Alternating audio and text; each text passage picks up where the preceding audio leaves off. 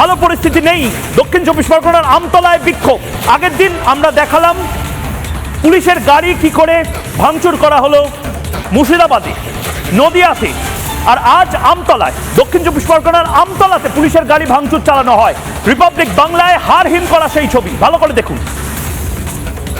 পুলিশের গাড়ির ওপর উঠে নৃত্য করছে, হালকা বল প্রয়োগ। কলকাতা পুলিশের সিপি বলেছিলেন শিক্ষকদের ওপর হালকা বল প্রয়োগ করা হয়েছে। এই ছবি দেখে আপনার মনে হচ্ছে কোনো ধরনের কোনো বল প্রয়োগ করা হয়েছে? আইন শৃঙ্খলা পরিস্থিতি এই মুহূর্তে ভেঙে পড়েছে।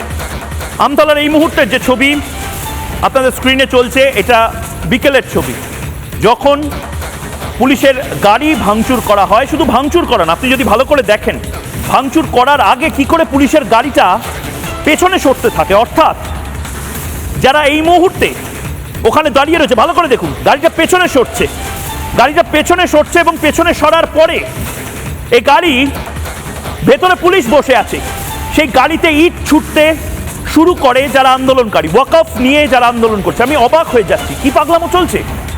ওয়াকফ বিলের সাথে পুলিশের গাড়ি জ্বালানোর কি সম্পর্ক? এবং পুলিশের যদি গাড়ি জ্বলে তাহলে পুলিশ মন্ত্রী কি করছে?